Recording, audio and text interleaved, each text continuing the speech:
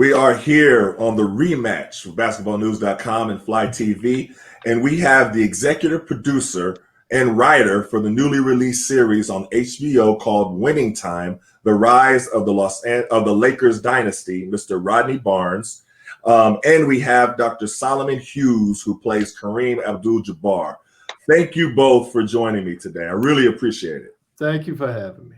Yeah, thank you so much for having us. So first, I got to say, I appreciate you, reaching out to me, Mr. Barnes. We follow each other on Instagram, and you really just reached out to me one time. I was talking about, up the show on my radio show here in DC called The Collision, where sports and politics collide, and that's where you first heard me talk about it. But thanks for reaching out to me, because I definitely am enjoying this show. Well, I've been a fan of yours for a long time, man, and I had to work on Solomon because he's in demand right now. It's hard to get Solomon to do anything. And I said, Solomon, we got to do this. And then when I said your name, he said, oh, man, I've read his books. I've done this. And it was a little bit easier after that. So he wasn't really doing it for me. He was doing it for you because he's a fan of yours. To hell with me. Oh, well, I am honored. Dr. Solomon Hughes, nice to meet you, sir. No, it's great to meet you, Etan. I've taught a couple courses about race and sports at Stanford and Duke, and you are always coming up as part of the curriculum. I remember you did a thing at Duke a couple years ago. It was during the same time that we were teaching a course on how inequality shows up in sports. And so it was, one of these days, hopefully I'll be able to actually get you in class. But bro, I've watched you for a long time. I've really admired just the way you've carried yourself, just how intentional you are about incorporating things into the conversations that need to be talked about. So yeah, bro, and again, just a longtime fan. So this really is an honor. Well, I definitely appreciate that. I definitely appreciate that. And yeah, sure, we can talk offline, and I'll definitely come and speak to your class. I would love to. So yeah, that's definitely an honor. Yeah, I didn't expect for that to be the intro, which I'll say, but I really appreciate it. So let's talk about the show. The show is off with a bang. Everybody is buzzing about it. And, I have so many questions. I'm really enjoying it. So let me start off with you, Mr. Barnes. There was a lot that this shows that I think most fans weren't aware of. Would you agree, even from the start? I would agree. And I think that's the reason for doing it. It's like you already have documentaries, the 30 for 30s that have done about the Lakers and the Celtics and, basketball, the stuff that you remember. The purpose of this show is to give you a little bit of what you remember and then the behind the scenes and the other dimensions of what you never knew took place. Mm-hmm. And to sort of capture, it's funny because we see basketball in a modern era and we think that's what basketball has always been, or at least young folks do. So to be able to get a glimpse behind the scenes and to be able to speak to the past and how the past informs the present, that's sort of the purpose of why, to me, the show matters. Wow. And Dr. Hughes, you play Kareem, and it's amazing because, I've known Kareem for a long time. I've studied him when I was growing up, younger. I had the honor of having him, interviewed him for my previous book, We Matter, Athletes and Activism. And he talked about how important it is for athletes to use their voices. I have such tremendous respect for him. What was it like, and how did you prepare for playing Kareem Abdul-Jabbar? Sure. It was, I tell people it was one of the most, if not the most rewarding research process that I've ever engaged in. And I love that point about you and Kareem, because you're both from Harlem, right? And just the two great bigs to come out of that environment. His autobiography, Giant Steps, is one of the first autobiographies I read growing up as a kid, right alongside the autobiography of Malcolm X. And so I've been a lifelong fan. I grew up in Southern California, in Riverside, California, which is right outside of LA. And so the Lakers were essentially my sports team, and Kareem was the literal center. And so my father, who was a sociology professor for 40 years, also very tall, and just loved Kareem, loved his mind, loved his contributions to the world, loved how he always spoke up for the oppressed. And so, early on, my dad was very intentional about making sure that my brothers and I, while we were fans of the game, that we paid close attention in particular to people like Kareem Abdul-Jabbar. Wow, that's great. Now the show doesn't shy away from the racial implications, even to start off with. Started right off with the scene where they were at the table with Jack Cook when Magic was there with his father. And he was saying all of those, those racial undertones things. Words. Oh my gosh. I was there like, wow. So why was it important to highlight that dynamic? Because that's a dynamic that a lot of previous, documentaries and shows have kind of glossed over. Because that was the nature of the NBA at that time. I mean, the players really didn't have a voice like they do today. Mm-hmm. And you were in a place where we're looking at 1979. You're coming out of the civil rights movement, and it wasn't really a closed-ended movement where everything was beautiful after that. So you still had the business of the game of basketball. Even though black men played it, they didn't really have a voice in the same way. And the owners that, in quote, owned the teams, in a way, I think they looked at the players like they owned them too. And they weren't used to players having a voice. And I think when you look at the ABA also merging into the NBA and the style of play being more up-tempo, more of a street-type game as well, a lot of fans were sort of pushed back by that. They wanted more of a traditional game, what they had seen with the teams of the late 60s and 70s and how they played the traditional game. So there was a lot of basketball at that time was the number 5 sport, like behind bowling, our research was telling us. Wow. And the games would be tape delayed. Even the championship, I remember the 76ers and the Trailblazers came on after like 11:45 or something after the news, even though the game had been over for 3 or 4 hours. And so a lot of that they believed was due to the race issue of how white people did not want to see a game that was played the way black people played it. And, they say violence and drugs and a lot of other things that I think the media pushed as the idea of what black men playing this game was at the time. And really up until, I believe hip hop sort of created a bridge. When you look at Allen Iverson and you look at the modern game, sort of fused the bridge between the black athlete and the acceptance of young white kids in a different kind of way to bring us into the modern era. But it started during the period of time of what we're talking about in 1979 and 1980. It's interesting, Dr. Hughes, because I've heard Kareem talk about this very often, and I've heard Bill Russell talk about this very often. I interviewed them both for my book, and I asked them, what was it like the players, fans, interaction, relationship? What was it like back then? And the stories that they told me, I mean, Bill Russell told me about, being in the game and hearing them say every racial epithet that you could ever hear or think about. Kareem would say the same thing.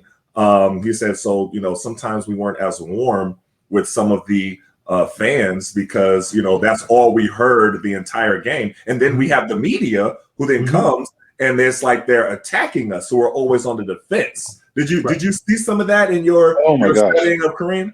Absolutely. I mean, I think so I had the opportunity to play college basketball, and I played a few years professionally afterwards. But just I think there's the experience of being like of watched closely and scrutinized. I feel like it's before anyone, I think, comes to a place. I mean, judging, I think, is just wrong in general. But before anybody comes to a place of like judging how someone like carried themselves in the media, it's my thing is I wish that they could just walk a day in that person's shoes, right? I mean, especially when you think about people like Bill Russell and Kareem, very, very tall, very recognizable.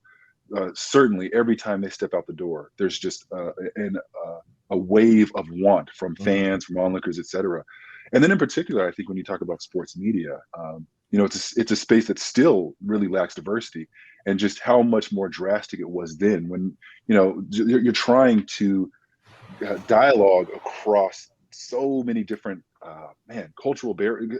I don't want to use the word barriers, but just there's a lot of misunderstandings. And I think, I can only imagine how frustrating it was for people like Kareem or Bill Russell to show up every day in front of a body of sports media who were really only interested in one dimension of them, right? And in one relatively superficial dimension of them, right? Their physicality, what they did on the court, when all this stuff is happening around the world with them. I mean, when you think about, Bill Russell and Kareem, we were in Cleveland for the All-Star game, and it's coming up on the 55th anniversary of the Cleveland Summit, and just how monumental that moment was in the history of this country, and just how important. That's a globally important conversation that they were engaging in. And so to go from those like high intellectual, deep conversations around, this world around them that's falling apart, to just, why don't you smile more? It's, Right. you can only imagine how maddening that must be to have to deal with that on a daily basis. Right. And then it was interesting hearing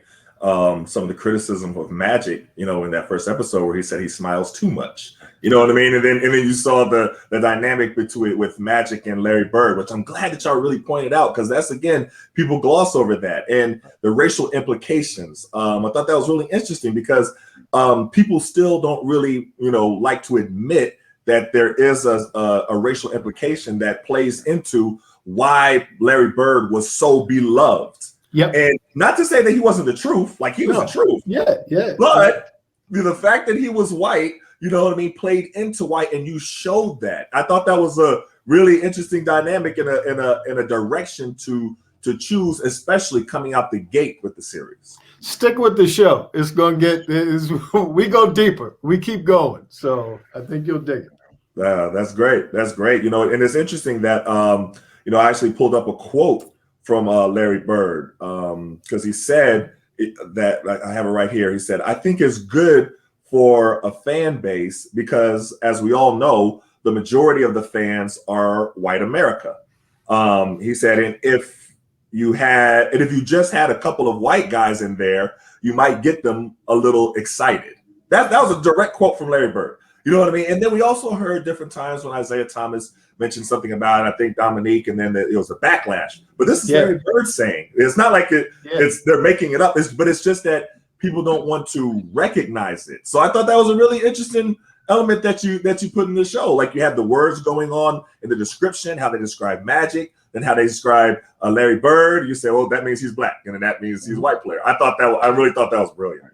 Well, thank you first, and that was the edited version. If if there's a director's cut, you'll see as far as we went in the beginning. But you can't separate race from the game, certainly during that period of time. And it's sort of a responsibility of ours to go as far as we can with telling the truth. So a lot of people are asking about how it's gonna develop with the dynamic between Magic and Kareem, and the reason why it always comes up is because, from the outside looking in, the contrast is the relationship between Kobe and Shaq, and everything that Magic did right and everything that Kobe did wrong in that relationship. So it even showed in the beginning, again, it showed Magic say, "Oh, well, this is Kareem's team. You know what I mean? I'm just here to help Kareem.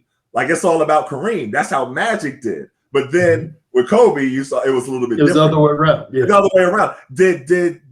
Did it get into that development as far as their relationship as we go on? Because I think a lot of people keep asking, and they want to see a little bit more about that development, because it's not really, again, talked about that much. Solomon, you want to start that one? Sure. Yeah. No, I feel like, so I pinch myself every day when I think about this being my first professional acting job, and just the brilliance of people like Rodney Barnes, Max Bornstein, et cetera, who have created this world for us to play in. And just so the writing is just, it's so good. And I think, Rodney talks a lot about really highlighting, we talk about, you're unpacking the multiple dimensions of these individuals, right? These are professional athletes who can leap tall buildings in a single bound, and they also have lives, and they also have backstories. And so, Magic coming from Lansing, Michigan, Kareem coming from Harlem, just the different eras that they came up in, the way they approach life differently. And so it's, I feel like viewers are there's going to be a lot to unpack with regards to just how their relationship comes together. When you think about Kareem at the time that this story starts off, he's won multiple MVPs. He's won a world championship. I read somewhere recently that if you take into account high school, college, and professional, he's the most winning, the winningest basketball player of all time, right? And so you have someone who was like tried and true, like, I know how to win games, I know how to be successful, and then this new energy that comes in. So it's fun, just the multiple layers of the dynamic, the younger, the older, the established, and just the different way they approach things. I think I think viewers are going to have a lot of fun watching this. That's great. That's great. Well, I think a lot of times, and one of the things that I said before, as far that I saw a lot on social media, was that a lot of people didn't know, they don't know the personalities of different players. Right. So now a little bit, later with social media, they get a chance to see players doing different things, but nobody really knew who Jerry West was as a person. Do you know what I mean? So I saw the reaction from the first episode. Everybody was like, "Whoa, this is who Jerry West was." Yeah. And how did you go walk me through developing that character and showing that side of Jerry West? A lot of research. I mean, I think we're catching him at the sort of the early part of his coaching career after he's just recently retired, and he's sort of at the crossroads of what do I want to be in this game. And from everything we read, everything we were told by advisors, everything we saw, like YouTube or whatever, that's who he was. And so we had to capture that energy and that spirit. But much like what Solomon was talking about with the journey of our Kareem and our Magic, it's the same thing for Jerry West. We're meeting these guys at a certain place, and by the end of the season, they will have an arc, and you will know them a lot better than what the pilot showed. That's the beginning. We're going on a journey together, and everyone will have evolved with whatever direction they go in, up, down, left, right, whatever. And so with all things, there's a starting place, and this is the starting place for our Jerry West. But all of our research, this is the guy that we came up with everything that we came to learn. Very interesting. And so I heard that reaction a lot about Norm Nixon as well. Yes. Because again, people don't know. Well, Norm Nixon told me personally, he never wore a fur coat, even though we found a picture of him with a fur coat. He never answered that text. Okay. And he never got a pedicure. So and that's why we put in there claims he never got a pedicure. Oh, gotcha. But his son is playing him. So that's cool. They have Devon Nixon is playing his father, Norm Nixon. And so there's a relationship between those two in a different way than any of the cast members who are playing the other folks. So, there you go with Norm. So I know I saw on the cast, and you have, of course, Jeannie Buss, and you have all the different people and a lot of people ask, oh, well, who else are for the Lakers are we going to see? Are we going to see James Worthy depicted? Are we going to see, Kurt Rambis? Those are the questions all on social media. Could you give a glimpse, to tell everybody, who can we expect to see depicted as the show goes on? Well, this is covering season 1. Okay. So you can sort of, go to a sports almanac and find out who was on season 1. Okay. But if we're so blessed to get more seasons, if folks dig this thing and HBO blesses us to continue on, we're going to tell as much of the story as we can possibly tell. So all of those folks will come, if we're so fortunate to be able to have them come. But in season 1, Spencer Haywood is coming. And Jack McKinney, who was the inventor of the Showtime offense, and I think a forgotten person in the annals of Laker history. And Paul Westhead, Pat Riley, the usual suspects of season 1, but probably won't go too much deeper than that in season 1. Okay. But Etan, I got to say, Etan, there is a character coming up, Maurice, played by our beloved Rodney Barnes, who is going to steal the series. Okay, no last name, just one name, Maurice. He's the former security He's going to earn a last name in season 2. If there's a season 2, I want Maurice to have a last name. Maurice is the head of Laker security. Okay. It was supposed to be a one-off idea that Max Bornstein, our showrunner, came up with. I walked into the office our first day. We were in Santa Monica, and we see all the actors on the wall. We had pictures of all the actors, and I see my picture, and I'm like, why is my picture up on the wall? You're going to play Maurice. All right, who is Maurice? Maurice is the head of Laker security. And I'm like, okay, I have been a security guard, 6'7", 350. I have been a security guard. All right, this will be fun. One time. Cut 2, I see scripts coming with Maurice in there. And now he's walking and talking, and he's doing other stuff, and he's doing other characters. So, I have this reoccurring thing where I'm playing this character. So that's great. Right. And Maurice is definitely a favorite amongst the cast. I feel like Maurice could have his own spinoff. I mean, just I've said that. He needs a woman. He needs a love interest. He needs all that. A lot of things. Some kids. Maurice needs a life. He can't just be standing at the door with that same jacket on. At least that's if it were up to me. But yeah. That's great. So let me ask you this: did you, Dr. Hughes, have you had a chance to meet and talk with Kareem and kind of ask him a little bit of questions in developing the character for the show? Right. I have not had the opportunity to meet Kareem. My younger brother got to meet Kareem when he played for the LA Defenders, and Okay. it's something we both talk about and cherish. Like just because we both grew up fans, and so I think one of the things that I benefited from was just he's been relatively generous with how much he shared about his life. Obviously Right. his autobiography, and then the books he wrote recently about his relationship with Wooden, et cetera. In addition to just the just his op-eds, et cetera. I feel like he's one who shares his perspective pretty openly. And then, of course, there's the HBO documentary Minority of One, which is such a gorgeous, revisiting of just his life from when he was born up until to who he is now. And so I feel like, so though while I've not had the opportunity to meet him, I feel like I definitely have benefited from just how generous he's been with what he shared about himself. Got you. And what about Magic? Did Magic talk to everybody, or did they pour in some of the like where did you get all of the stories and everything from? Like where did you get all the information from? Everybody wrote a book. Everybody except Dr. Buss wrote a book. So we researched, and sometimes multiple books. Gotcha. So we were able to go through research with their biographies, autobiographies, articles that have been written. I mean, these are some of the most famous people in the history of sports. So there's a lot of information out there about them. And then we had Rick Fox was our technical advisor.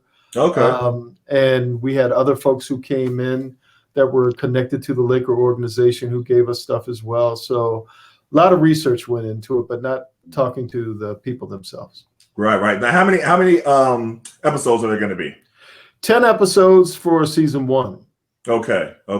And then hopefully for season 2, 10 more episodes. We're going to speak it into existence. Thank you, brother. Yes, we are hoping for 10 more. That's our penciled in plan. But again, it's up to the public. They demand by watching what they want to see. So that's the hope.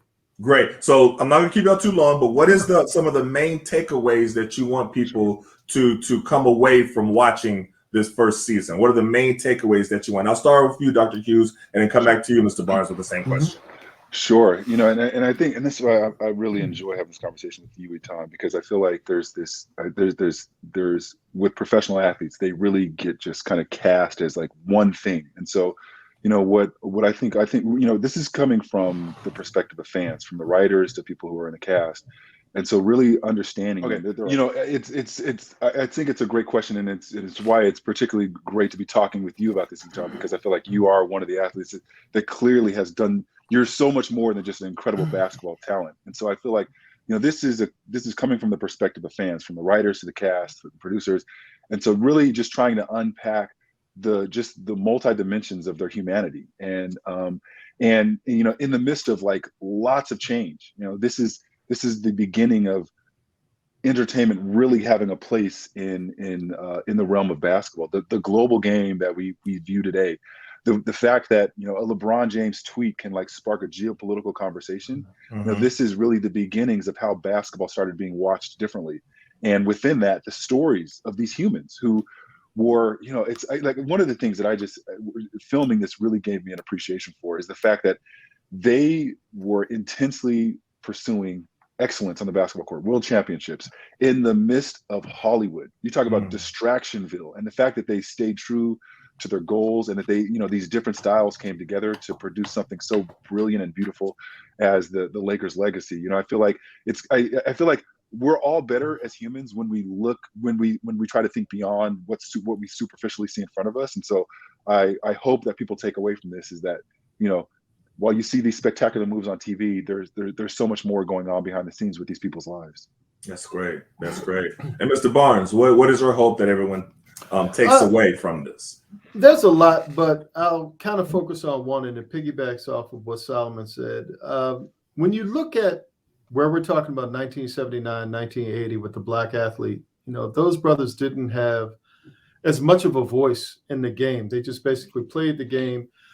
But when you see Magic at the table start to demand what he wanted, and we're talking about free agency, and we're starting to talk about independence as an athlete, when you look at like what the NFL is going through right now, where brothers don't have the same voice. Like, you can be ostracized or you can be blackballed for taking a stance. Juxtaposed to what the NBA is now, where when you had George Floyd or Black Lives Matter, those brothers could shut down, protest, stop playing if they wanted to, and really had power over the onus of their careers in the game itself. And I think if you look at where we're starting now and you look at where the game is now, there's sort of a hope there that you can evolve. You do have more power than just the verb of playing the game. And I would hope that, certainly for younger athletes that might be looking at this, that it would give them, some oomph to be able to see the power that they do have beyond just playing the game itself and the influence that they have.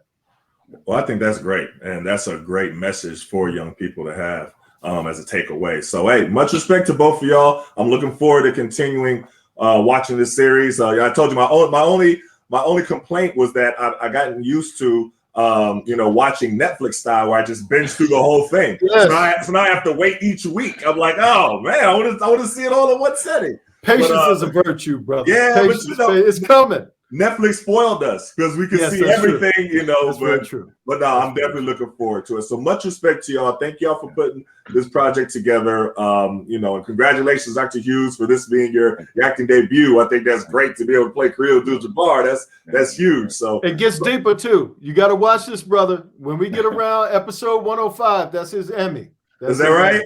Yeah, man. He brings it from there all the way through. So can't wait. Looking forward to it. So, all right. I definitely appreciate you guys. And thanks again for coming on the show today. Thank you, Etan. Appreciate it. Thank you, Etan.